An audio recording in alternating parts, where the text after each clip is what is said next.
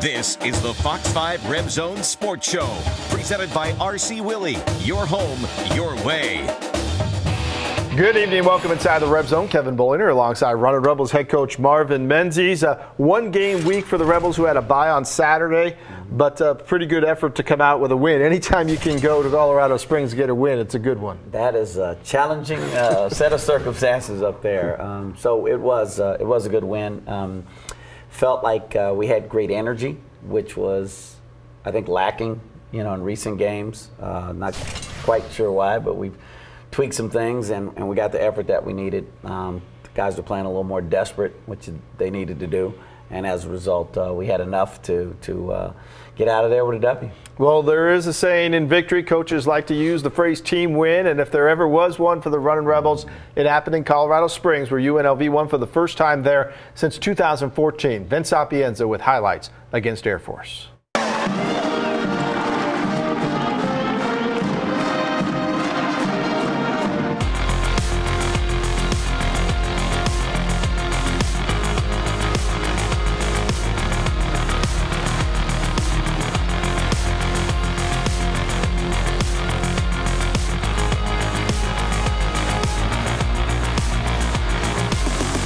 Arena, historically not a kind venue to the Running Rebels, who had won just once in the previous 5 seasons. Straight to the action, Chris Clyburn drawing first blood, calling 3-ball corner pocket to kick things off. UNLV very patient with shot selection in the first half, going outside in to the freshman phenom Brandon McCoy for the easy deuce, and then inside out to their point man, Jordy Johnson, in the corner. About midway through the first frame, the Running Rebels got aggressive. Terrell Beck, a.k.a. Nunu, playing a season-high 17 minutes and getting 3 the hard way. Layup in the foul. He finished with 12. And then it's Clyburn with the glide and burn through the Falcon defense. UNLV with a 10-0 run to take an 18-5 lead. But the Cadets showed their pride and pushed back. C.J. Seipels turning defense into offense. Gets the steal and the 2. And then a couple minutes later, it's Frank Toohey getting the best of McCoy and the Rebel defense inside, plus the foul. Trailing by 10 with under 4 minutes to play, the Falcons put together a 9-0 run of their own to make it a 1-point game with less than 2 minutes to go. The altitude effect, the real deal Wednesday night. Menzies rotated 10 different players in the first half, including Mbake Jeong, who finished the half with authority. The two-hand slam to give UNLV a 43-37 lead at the break. Jump to the second, UNLV getting back a double-digit lead courtesy of Chris Clyburn, the junior, doing it all in the first 5 minutes. Getting the loose ball, takes it the other way. Very next possession, Clyburn showing the hustle with the steal and the finish. And then a few possessions later, Shakur Justin shining the offensive glass and feeding the beast that is Clyburn. For another pair, he finished with 16. The Falcons would continue to hang around, though. Too much confusion off the inbound, and up goes Lavelle Scotty for the uncontested slam. Now every time Air Force would inch close, UNLV would get a big boost from their bench. Amari Hardy with a delightful dime to Nunu. And then check out Johnson in transition and to end with ease. But that 9-point lead they had would be erased in the final 8 minutes. Ryan Swan causing headaches inside, layup and the foul. That would be McCoy's 4th foul of the evening. And then just 90 seconds later, it's Scotty getting the Falcon faithful on their feet with the dunk, tying the game at 66. Under 5 minutes to play, a.k.a. winning time for Menzies men. It's the smallest guy on the court making the biggest impact late. Jordy hits a big 3 here and then comes back on the next possession, sinks the mid-range jumper. He finished with a team-high 20 points, and then with under 2 to play, he finds a cutting Clyburn to make it a 5-point lead. Back and forth we go, 18 seconds left. Running Rebels up by 2. With the ball, Jovan Mooring stops, pops, and drops the dagger. 3-ball from deep, and UNLV grabbed their 3rd straight road win, 81-76. Well, we won't be satisfied until we get to where we want to get to, but I mean, it's just one of many more opportunities we have in front of us. This is a good one. Come back, bounce back, go win.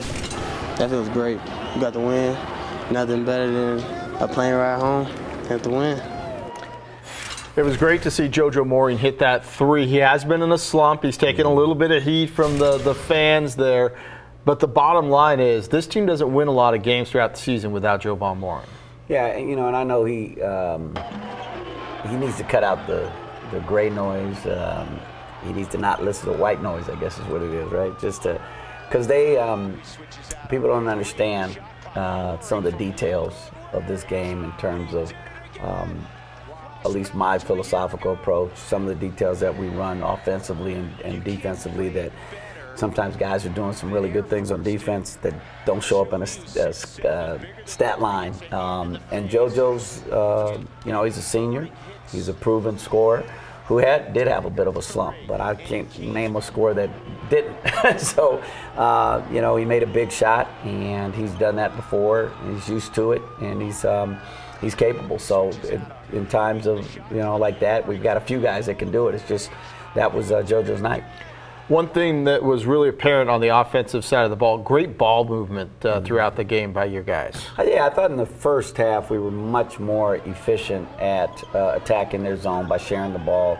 We got a little stagnant in the second half, but for the most part they still had the mentality of bouncing the ball for others and making the extra pass kind of philosophy to the evening was going into the game as part of the scout against this particular defense for sure. So it's going to be a theme, I guess, most defenses. But with that zone, that 1-2-2 zone, you gotta really look for other people.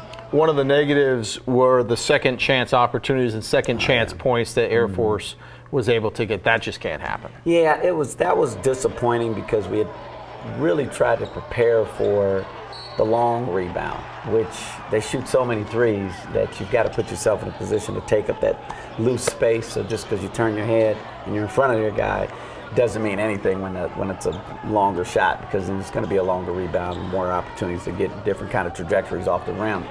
So, and we didn't do a good job of shoring up those rebounds, and that I think they had 16 offensive rebounds, you said, so that was bad. And then defending without fouling, we got to do a better job of keeping guys off the free throw line. One thing that Air Force did well was deny a lot of inside touches. What kind of adjustments did you guys have to make in your offense to make sure that you guys were still able to get in a flow, even though Brandon and Shakur maybe weren't getting as many touches as you like in the post? Yeah, normally when you run a zone that has those two forwards down at the bottom defensively, it's tougher to get that ball inside. So you got to make shots, you got to make jumpers, and you've got to move the zone. And then you can get into some high-low situations, which we had a couple looks there. The best way to combat that is to get deep touches where even if they do catch it, they can score right away. We had a few of those, not as many opportunities that we would have liked to play. You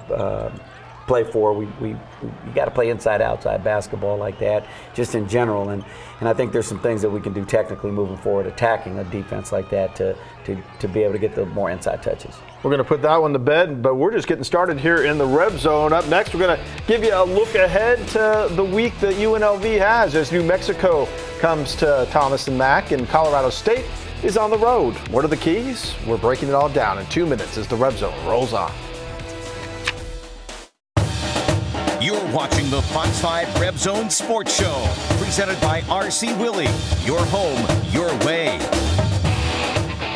It is a big week ahead for the Running Rebels as they take on New Mexico at home on Wednesday, and then a Saturday afternoon roadie in Fort Collins against Colorado State.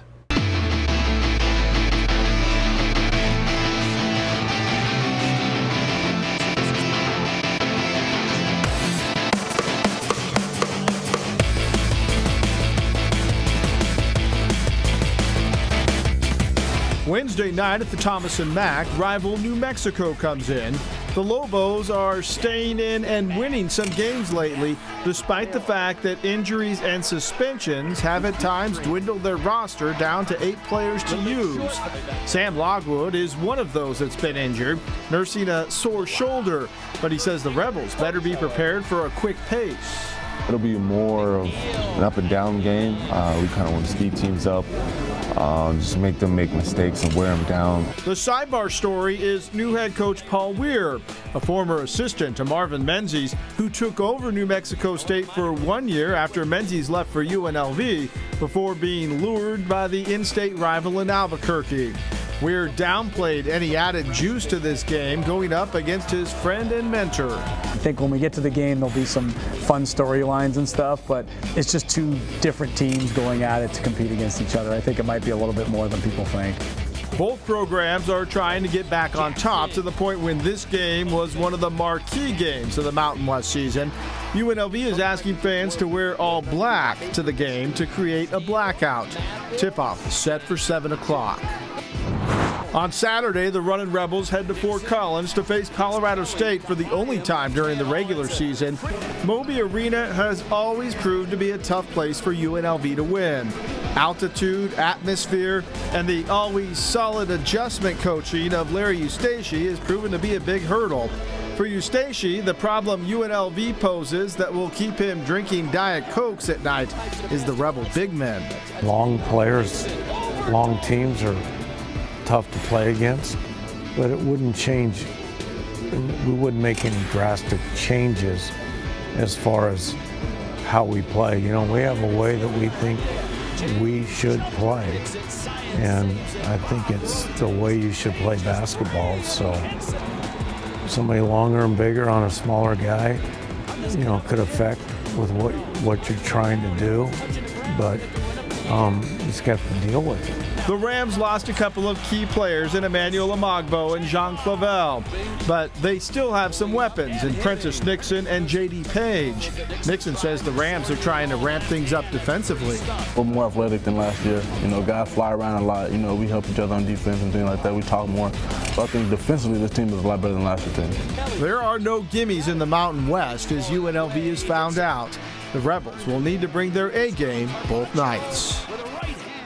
Before we get to the New Mexico team, let's talk about Paul Weir, because you know, head coaches always talk about the fact that they don't like playing their former assistants, and it's always one of the tough games to play just emotionally and everything else. What's that going to be like for you on Wednesday? You know, now that I've gone, I've had a few of those types of games with former bosses or guys that have worked for me, and it really is overhyped. I think it's more of a media storyline than it is the fact of your preparation is still the same. Their players versus our players. You know, Paul's like a little brother to me. I'm pulling for him every game. I want him to win every single game, you know. Except against ours. The Rebels, right? Except ours, obviously. So, no, it's been a fantastic journey for the young man. He's as passionate and as driven as you know, any guy that I've ever worked with. So he'll be very successful. He's got, you know, some returners that I think had some heart off of last year's Lobos team and are getting opportunity now. He's put in a style of play that I think is conducive to fan excitement and also to player excitement. I think the guys are going to enjoy playing the way that the Lobos are playing this year. So he's going to grow that program and do a fine job. Saturday you go to Colorado State. What are your concerns with this Ram team? Or kind of in a little bit of a turnover. They've got some veterans coming back, but he's kind of turning that roster over a little bit. Yeah, Larry. Well, Larry. You know, he's gonna coach them up. They're gonna be tough. They're gonna be physical. They're gonna play really hard.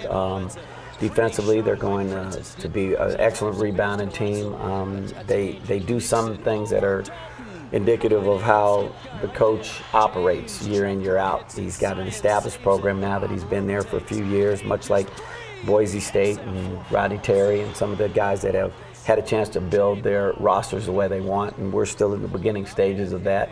But so there's always those challenges, and I think that every game this year is going to be very exciting for us, and we'll have an opportunity to get a valuable win every time we play. You know, you can play San Jose State on the road or Air Force on the road, and those are valuable wins. You know, you got to hold serve at home, which we haven't done recently, so it'll be good to get back home and get in the confines of home and get a victory.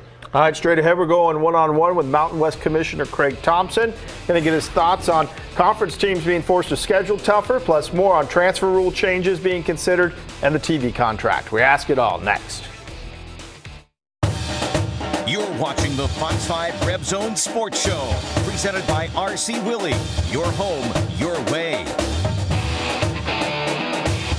Welcome back inside the RebZone. We're joined now by Mountain West Commissioner Craig Thompson to talk a little hoops inside the conference. And we want to begin with competitiveness, but more importantly, getting more than one bid to the NCAA tournament, because this conference used to do that consistently and it's fallen way off. How do you get this conference to a level where you're going to get 2, 3, 4 bids? Well, you know, I think there's a lot of factors that come into play, and certainly scheduling is important, coaching is important, obviously players and experience. And so tackling all three, we're working a very concerted effort to get into multi-team events in November and December and play neutral court games against high-quality opponents.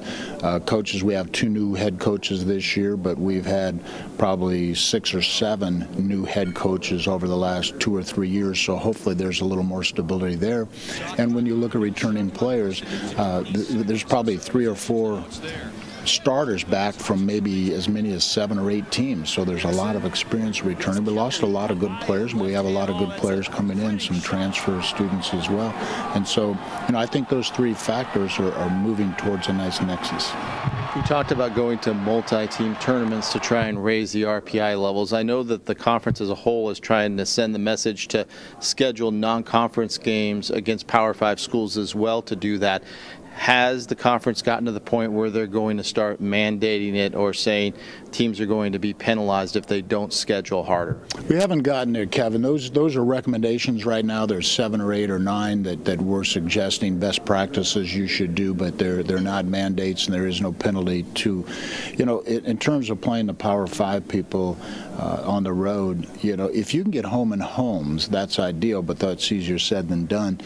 We're better suited, rather than playing a top 25 team on the road for a guarantee, we're better off playing 75 to 100 RPI teams that we can win those games.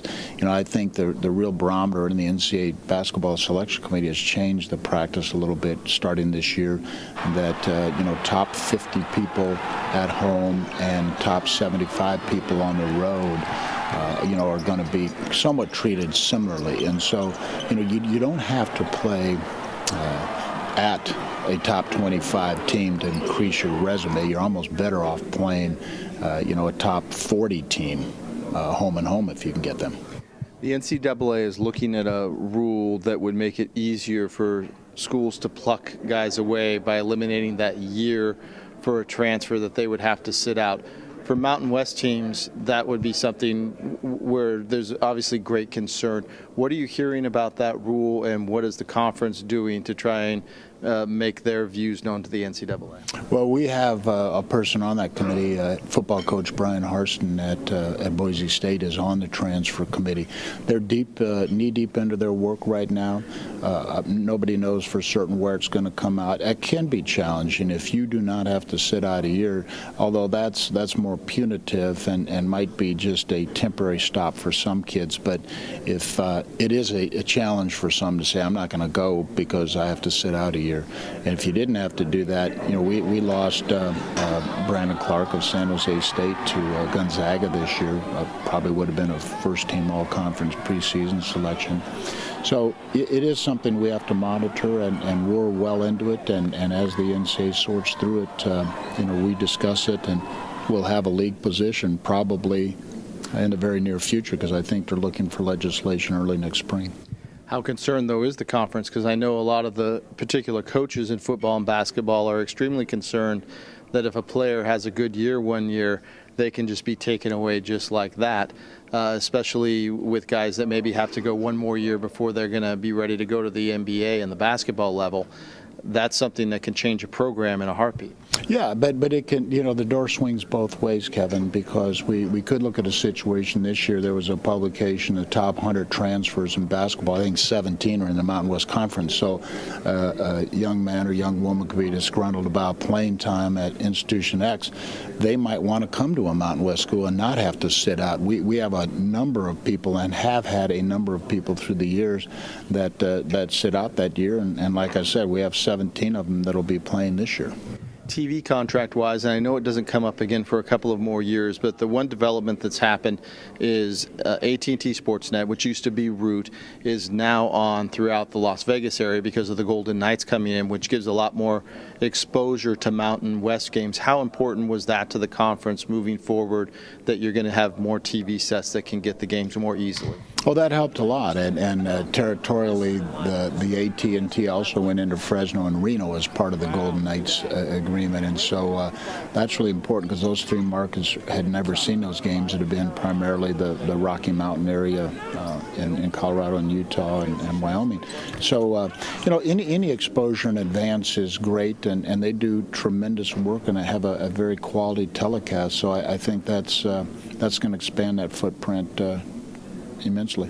Commissioner, thank you very much. We appreciate it as always. We're back to wrap up the Red Zone right after this. You're watching the Fox 5 RebZone Sports Show, presented by RC Willey. Your home, your way. We're early in the conference schedule, long ways to go. Big game Wednesday night. What are you looking for? Butts in the seats. always the best thing to move the needle a little bit, for the guys and their inspiration and so forth. 7 o'clock tip-off, Thomas and Mack. They're asking you to wear black for blackout conditions. We hope to see you there, and we hope to see you next Sunday in the Red Zone as well. Thanks for joining us for this one. We leave you with the Runnin' Rebel Plays of the Week. Good night.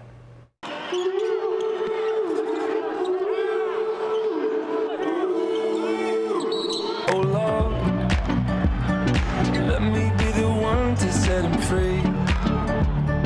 I will give him every part of me. Put my heart where everyone can see. They can call me whatever they want, call me crazy. You can call me whatever you want, but that won't change me. I just don't care what the world says, I'm gonna make it. They can call me whatever they want, so what if I am crazy?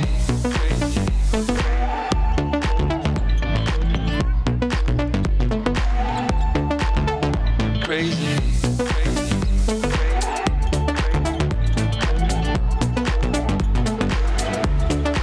They can call me whatever they want, call me crazy. You can call me whatever you want, but that won't change me. I just don't care what the world says, I'm gonna make it. They can call me whatever they want. The Fox 5 RebZone Sports Show was presented by RC Willey. Your home, your way.